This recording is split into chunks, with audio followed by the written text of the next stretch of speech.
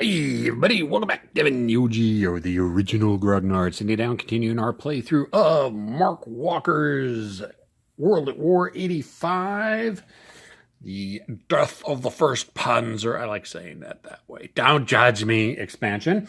Lock and Load Publishing. Scenario 3, Wittman's Ghost. We are stepping into turn 3. All formation counters have been returned to our super duper opaque cup of formation chip pulling. And let's go ahead and jump right into this and see what damage we can do to each other. That's the first formation we pull. Whoops. 174 Panzer. So it's going to be the Leopard tanks up north. Right there. So let's see. Nobody's disrupted. Everybody's within command radius. Even, let's see, 1, 2, 3, 4. Even the Lush, the recon, is in command. Not that recon needs to be in command radius. They operate on their own, but the Lush recon. So yeah, no dice rolling. Everybody's in command and control. Nobody's disrupted. Going straight into regular operations. What do we want to do? We could call in some artillery. It's the first thing a headquarters has to do, or recon. I've got one HE3 left. HE34 left. Don't think we're going to use that yet. So, all right, well, then let's just go into combat operations. We've got these two little leopards and their headquarters team up there. Hit the autofocus, and it doesn't autofocus. Oh, well. Really, the only targets they have to shoot at right now are the T-72s over in this village. They've already been kind of beaten up on. They've knocked out one platoon each. So let's go ahead and just start this off. Let's go ahead and start with this Leopard platoon. They'll go ahead and fire at that T-72 platoon. Let's see, 1, 2, 3, 4, 5, 6, 7, 8, 9. So they're within regular range. Let's go ahead and take a look at the Leopard counter again. Since we're doing armor piercing, range 9, 4 dice with the target number 3 to hit. 4 dice, target number 3s. We're looking for 3s. 1, 2, 3. All right, so let's go ahead and put a 3 right next to the T-72 to remind us how many hits we've taken, because I forget stuff like that all the time. And the T-72 has 4 dice for defense, and they're looking at a target number 6. Now, they're in a town hex, and that is going to give them another dice for their defensive roll, and they're stacked with a wreck marker. Now that's the one thing I'm not sure if the wreck marker stacks with the wood or with the buildings for defensive. Let's take a look. Wreck marker, not there. Now, I will say, this is one of the few game systems that, for the most part, I do have a pretty good grasp of the rules. I mean, I usually several months between playings every time I play this, but it doesn't take me that long to get back into the system, and I tend to get most of the rules right, unlike most of the other systems I play. Let me get my camera readjusted here. Sorry for the earthquake. But, you know, there are still little things like that slip past my grasp. I think, they're not concealed. Oh, actually, they would be concealed. Ooh, that's right, they are concealed because they are not marked with an Ops Complete marker. All right, so they had 4 dice for their normal defense. They get 1 for being in the city. They get another 1 for being concealed. Let's check that just to make sure. Because again, concealment is that one rule that for some reason I and everybody I play with tend to forget about. I'm not doing HEB. Concealment. If the target unit is in the same hex as a wreck marker or occupies wood, city, rough, or cultivated, infantry only for cultivated, and is not under an ops complete, they are not. They're moving, they are not. Adjacent to a good order friendly unit, they are not. Or within the line of sight of a good order friendly reconnaissance unit. Ah, there we go. We're going to have to check the recon. Concealed units are making maximum use of the terrain and not reveal their positions by firing their weapons. Add 1 die to the defensive bonus of the terrain for concealed units. Alrighty. So are they within line of sight of a good order recon unit? Well, pretty much the only good order recon unit we have is right here. And no, because it's going to be going straight through those woods. So they are not within line of sight of recon. Probably should have left the recon up here to take advantage of that. But that still doesn't tell me if Rex stack with, let's see, combat results disrupted, ranged combat. There's defensive. Extended range, moving fire, ATGVM depletion, moving fire, none of that. Concealed combat results, op fire. All right, let's see. Line of sight, determine range, hits the target.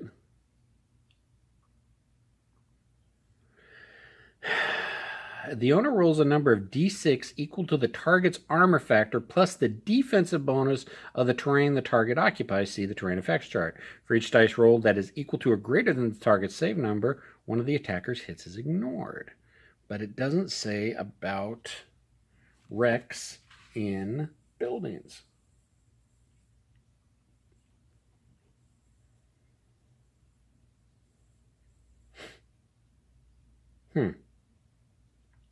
You know, I don't think they stack. I'm going to say they don't stack because you're already getting a 1 concealment from the city. I don't think another +1 from the Rex. Yeah, okay, so there, making an executive decision. So he's got 6 dice, 4 dice for normal, 1 dice for being concealed, 1 dice for being in the city hex, and we're looking for target number 6. I'd say I'll get 1. Well, there's 1, and I didn't get the 6 dice in there, so let's roll that separately. That's a 2. All right, so we did 1 save, which put 2 hits on it. First one will disrupt it. Second hit will flip it. So not looking good for the T-72 so far.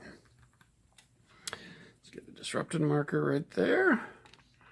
And mark that guy with an ops complete. Let's move on to the next headquarters unit. They're going to fire. Now, since they're stacked with a headquarters unit, they get to add the headquarters bonus in, which is 2. And they're within range because we shot at that hex last time. So they get 4 dice. Plus another 2 for the command bonus, for a grand total of 6 dice, looking at target number 3. Should not try to roll that many dice in the cup. Okay, 4 hits. All right.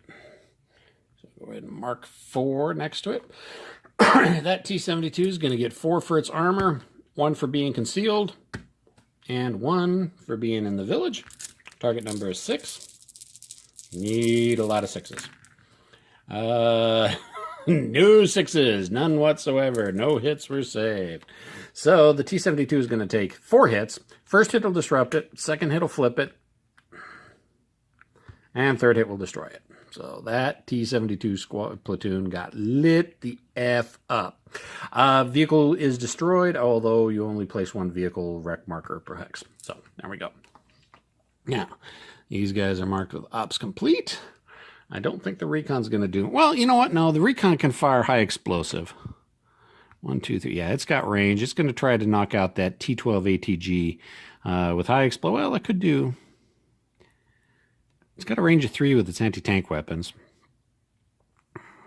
That's a 1-5. No, let's go after the T-12.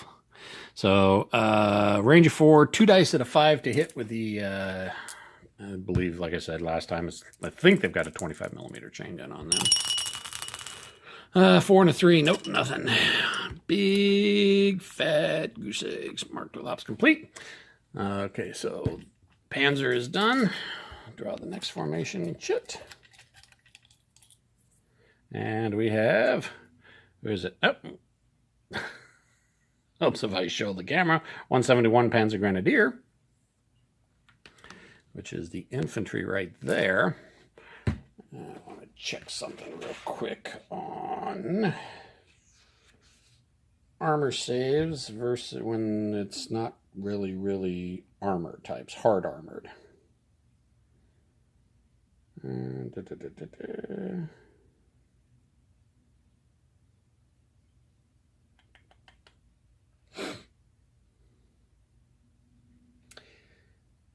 is it? Because can I use high explosive against that ASU, or can I use, do I have to use high explosive, or do I have to use armor piercing? And I need to figure out that hard armor, soft armor type thing. Where is it? I just saw it.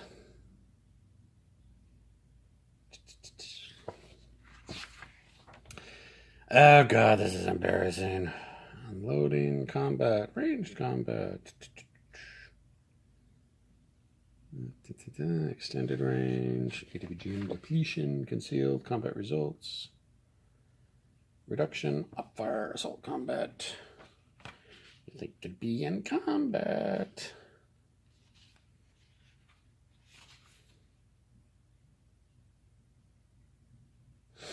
Okay, the attacker rolls a number of dice, d6 equal to the appropriate firepower, AP if attacking a hard target, HE if attacking a soft target, or possibly thin-skinned AFVs or helicopters of the attacking unit. I think you can use AP to fire at normal vehicles. I don't see why you couldn't. I do remember reading something about it. God, I could have swore to myself this was going to go friggin' a lot smoother today. But it's those little itty bitty niggling things. Loading, unloading, formation, marker removal. Oh, come on. Okay, thin skin and unarmored. AFVs with an armor value of 1 and a save of 5 or 6 are considered thin-skinned, lightly armored vehicles. Such vehicles may be attacked by any AFV using its HE firepower. The attacking vehicle rolls normally using an HE firepower to hit number. After determining the number of hits it obtains, the target AFV, yada, yada, yada. Okay, no, that doesn't help. Unarmored vehicles which are designated by not having an armor factor are reduced for every AP hit. You know what? I don't see why I can't use armor piercing against a oops. What's if I have, it doesn't focus. Quickly coming to realize that this camera works really good when I've got good enough light, which is normally when I'm filming in the daytime. I have my window open. Unfortunately, it's like 4 o'clock in the evening, overcast here in Seattle and kind of dark, so I apologize that we're losing a little bit of detail because the lighting is not the best. All right, so I'm going to say I'm going to fire AP at the ASU 85. Why are we discussing this? Why are we debating this? We got a Milan unit. We're going to go ahead and pop the Milan unit. The Milan unit, let's just go ahead and attach it to the bottom infantry unit, is going to go ahead and fire. The bottom infantry is going to fire the Milan, which is a 4 at 4, so it's got 4 dice at 4 to hit. Yeah, I know, long roundabout winded way of getting to where I wanted to go. 3 hits. All right, so we got 3 hits. Put that next to the ASU. Got 3 hits on the ASU. The ASU has a defense of 1-5, so it gets 1 dice at a 5, but it is in woods. What does woods give us? Woods give us, I believe, a defense value of 1. Take a look at the handy dandy terrain effects chart. Woods, defensive bonus 1. So we got 2 dice at 5 as the armor save. And we rolled a 6, so that's 1. So that reduces the number of hits to 2. There is a 2 there. First hit disrupts, second hit reduces it. So there we go. Easy enough. Now, can support weapons... I think support weapons can fire and the squad and the platoon they're attached to can fire as well. Support weapons. It doesn't say.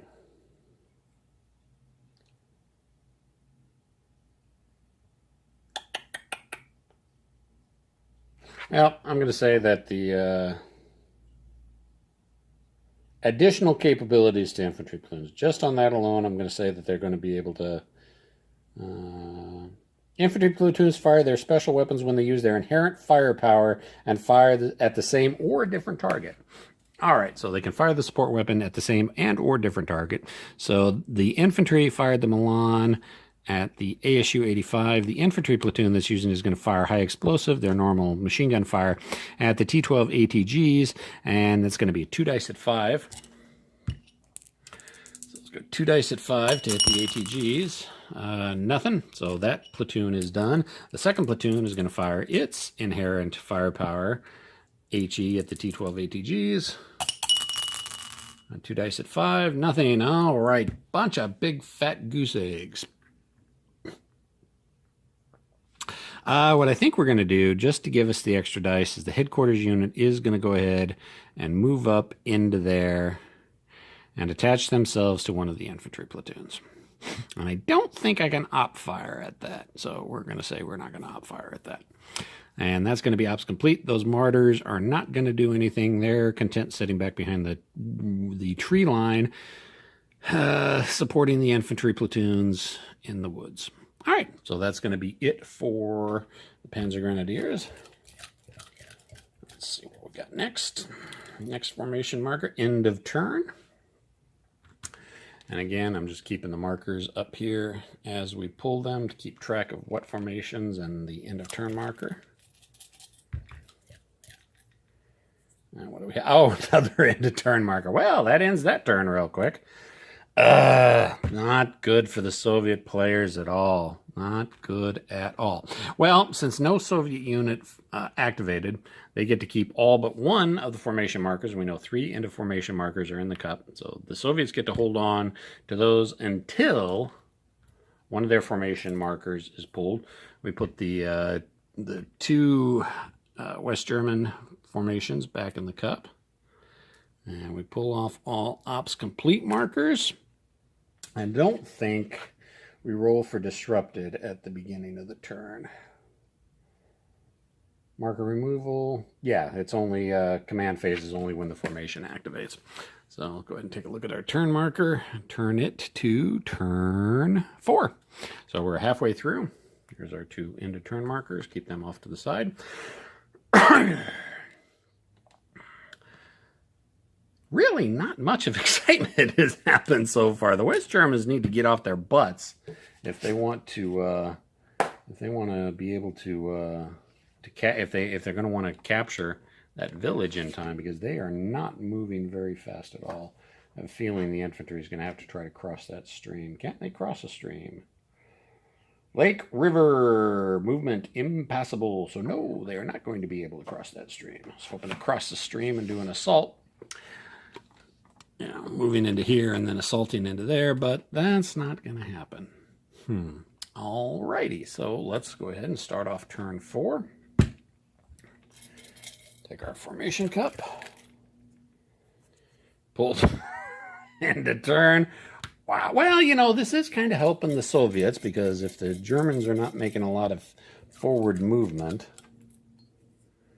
All right, so what is that? Focus, damn you. It's 171 Panzer Grenadier. So, back to these guys again. All right, the Milan is going to go ahead and fire at the ASU 85 again. And we're looking 4 dice at 4s to hit. I did not attach the headquarters to that unit. So, 4 dice at 4s. 1, 2, 3, 4. Okay, this may be a dead ASU unit. So we'll put 4 hits on the ASU. And the ASU has 1 at 5, but they get another dice for being in the woods. So they're 2 at 5 to reduce. That's a 6, so reduces down to 3. However, they're already disrupted, so the first hit makes them take a step loss, and, well, they've only got one step left. So the ASU 85 unit has been knocked out by the Milans. It's a vehicle. That's a good question. Is it any vehicle, or is it just armored that leave a wreck? First AFV eliminated. All right. So what is an AFV defined as? A soft vehicle or hard vehicle?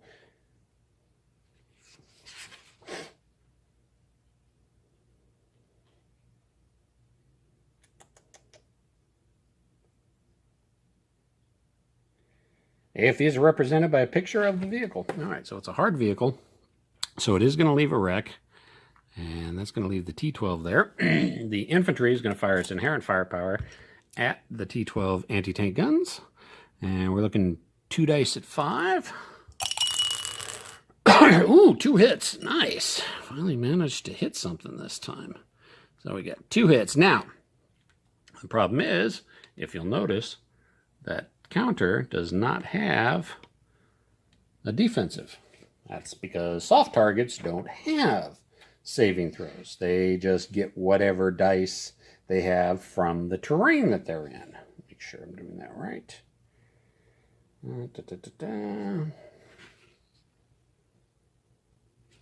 Oh, actually I should have gotten an extra dice because they are technically concealed. See? Always keep forgetting about the concealed part.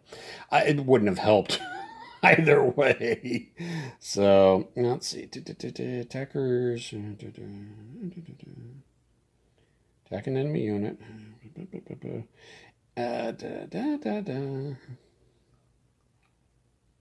If the target is soft or unarmed, its owner rolls a number of dice equal to the defensive bonus of the terrain. Okay, so it just is the defensive bonus of the terrain. So, the ATG 12... Again, I am going to have to check that because I don't know if the wreck stacks with other terrain. So that I am going to have to look into that. So the ATG it's an infantry in the woods, which is 1 defensive bonus. So they get 1 dice. They get a second dice because technically they are concealed because they... Oh, no, they don't get it. They don't get it because they're in line of sight of a good order recon unit. Now, that makes a good... point. Since the recon is attached to a different formation, can I use that recon to spot for a different formation? I'm not going to get into it. I'm not going to get that deep into it. We're going to say, sure, why not? So they get 1 dice. What do they get? I think it's a 5 or a 6 only when rolling high explosive.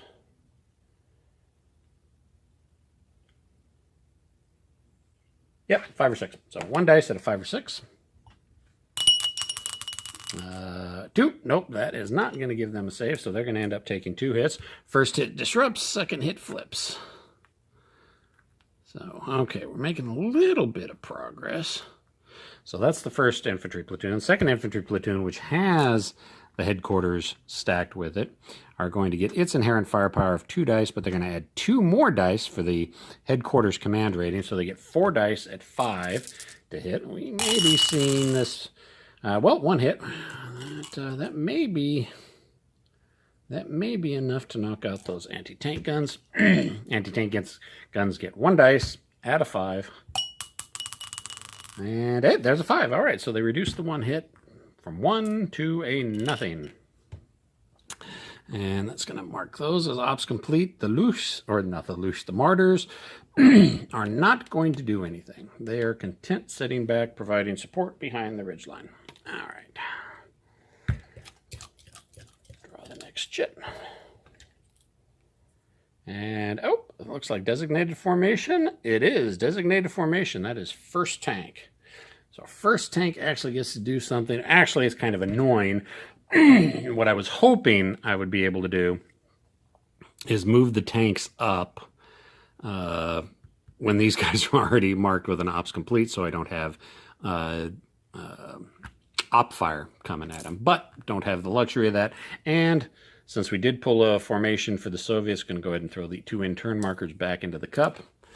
So we do have a disrupted unit. So we need to roll to see if we can command and control back in. Then we go off the headquarters command formation rating, which is a 6, so it's 2d6. If I get a 6 or less, they recover from being disrupted.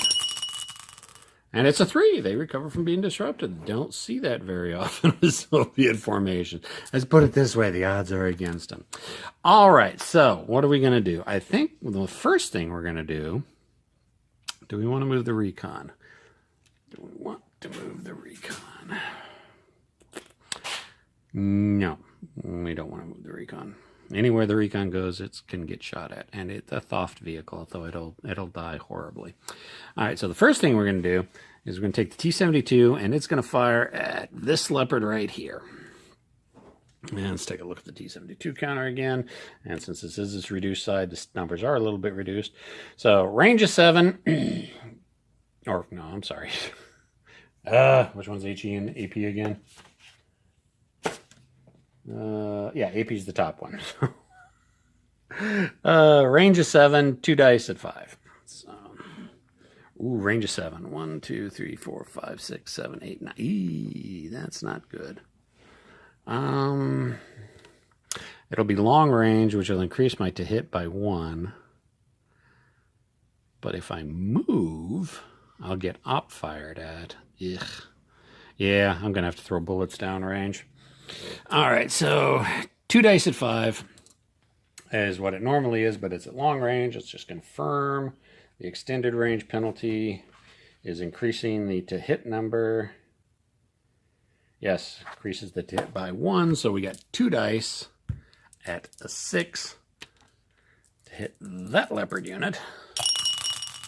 Nothing. All right, so there, ops complete. I really don't want to do this, but we're going to have to because I need to get more tanks on the line. Let's go ahead and move him there, which is going to trigger op fire. Let's go ahead and take op fire from this Leopard. Let's go ahead and mark it right now. 4 dice at 3 to hit. Hey, technically op fire could have been from either one of them. I'm just choosing that unit right now. 4 dice at 3 to... Ooh, stacked dice. Ooh, 4 hits. Not good. Not good.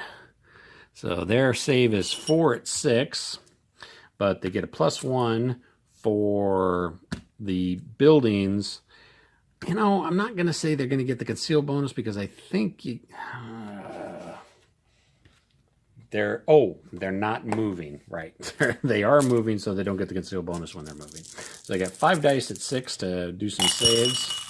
1, so okay, so it brings it down to a 3. Unfortunately, first hit disrupts, second hit flips, third hit will kill. So yeah, we're getting a bunch of dead T-72s. So we're going to continue with this one moving up to go ahead and try to get into position. The other Leopard unit is going to go ahead and fire. Now it's going to be 4 at 3, but it's stacked with a headquarters. It gets its headquarters rating. So it gets 6 dice at 3. 6 dice is a little too much for that cup. 3 hits. All right. So mark it with 3 dice. The T-72 gets 4 dice for its save, plus an additional 1 for being in the city. Looking at target number 6. Ooh, 2 6s. That's not bad. That actually will take it from a 3 to a 1, which is only a disrupted, which is good because they didn't take any casualties. And more importantly, the stupid Leopards are now marked with ops complete markers. Not that I have many tanks left to move with, but at least they can move up there now and not worry about getting shot at. So, do I move into the building some more, or do I try to close the distance? If I try to close the distance, I can fire at the move if I only move half range, which is 3. 1, 2, 3. That really doesn't close the range any. So let's go 1, 2. We'll move him here. Oops, that's 1, 2.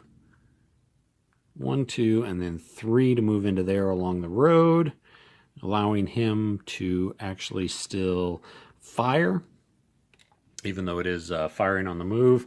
And it's going to be extended range. We're going to go ahead and shoot at that Leopard right there. It's a penalty for firing on the move.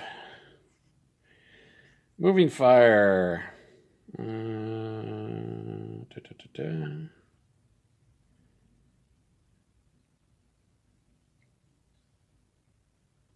No, okay, so we look at the table. The moving fire table right here. T72 firepower is -1, so it's going to be -1 dice on the roll.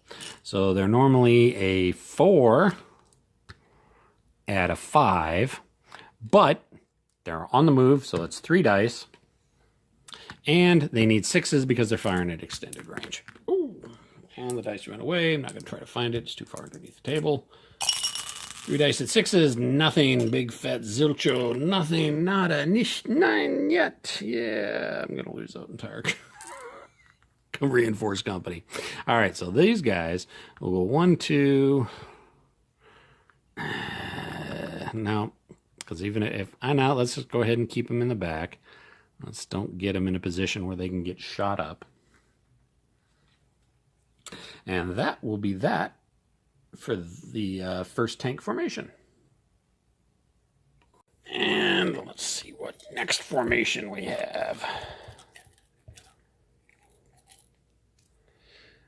Okay, one of the West German formations. 174 Panzer. Which are these guys? All right, so beginning of the chit, right after beginning of the formation turn, pull off the ops complete. Everybody's in command. Nobody is disrupted. Straight into formation phase. So these guys will go ahead and just keep shooting at that same set of buildings, the same village hex that they've been blasting out all game. So 4 dice. Tiny little print. 4 dice at 3s to hit. All right. Well, 1 hit. All right, so there's 1 hit on that unit. And they get 4 dice at 6. And they get another dice for being in the town. They don't get the concealment because they are under an ops complete marker, which means they were shooting or moving, so the West Germans know they're there. Now, that is one thing. And I know it would completely up the difficulty of the game if if you're under an ops complete marker, it means you did something this turn. However, you would think that, and it goes away every time the formation is pulled or at the end of or at the beginning of the next turn. You would think, and like I said, this would make it more complicated, that if a unit doesn't ever shoot or move in the hex they're in, they get the concealment. As soon as they shoot or move, they completely lose the concealment because everybody knows they're in that hex. However, under these rules, it's no, you have to be under an ops complete marker, i.e. you have just recently shot, rather than, oh, well, yeah, you don't know you're there because we haven't shot in the last 30 seconds. I know it would up the difficulty scale, and honestly, I probably wouldn't want to keep track of the rules that keep track of concealed markers that way. It just, again, it's just me pontificating. So they get 5 dice at 6. Nope. No, nothing. So they take 1 hit, which is going to disrupt them, and they've been disrupted before. But you can be disrupted as many times as you want in this game. Doesn't matter. These guys are ops complete. These guys are going to fire. Go ahead and mark them with an ops complete now. 4, but they're stacked with a HQ unit, so they get the command rating of 6. 4. So they get 6 dice, and they're going to fire at the same hex they've been blasting away at. They need 3s. And does it matter? Yeah, you know what? They're going to fire at the disrupted unit. We do have a disrupted unit in there. So they're going to keep firing at the disrupted unit. Oh, geez. 1, 2, 3, 4, 5, 6. Wow. Ugh, that's not going to be good. It's going to be good for Ivan. It's not going to be good for Ivan. So 4 dice. 5th. Now, these guys might still be under... You know what? No, they got disrupted when they moved into the hex. That's right. All right, so they get 4 dice plus another one for being in the wood or in the building. I don't know why I want to keep wood building. That's what I'm thinking, but no, they're in the town. So they need a 6. Odd against odds, they need a lot of 6s. They got 1, so that reduces it to 5 hits, which is just going to absolutely blow them off the map. First hit would normally disrupt them, but they're already disrupted, which would flip them, and the second hit will eliminate them. So yeah, the leopards are just having a fun old day, blasting away at these poor T-72s. But you know what? That's okay, because they're not moving on the village. So, all right, and that'll mark that unit with ops. Oh, we already marked with ops complete. Does the Loosh want to do anything? Yeah, they're going to continue firing high explosive at the T-12. So range of 4, they're within range. It's 2 dice at a 5 to hit. Well, we're looking at a 5, so we got 1 hit. And the defense is going to be 1 dice for the woods, because we're firing at a we're flying higher explosive at a soft target. But they will get a second one for being concealed. Oh no, they don't get it for being concealed because they're being fired at by the recon unit, and the recon unit cancels it out. So they get 1 dice at a 5 or 6, 1 in 3 chance to save the ATG-12s. Hey, there you go, they saved it. So there, that 1 hit is reduced to nothing, which means no effect. And they are ops complete. Next formation.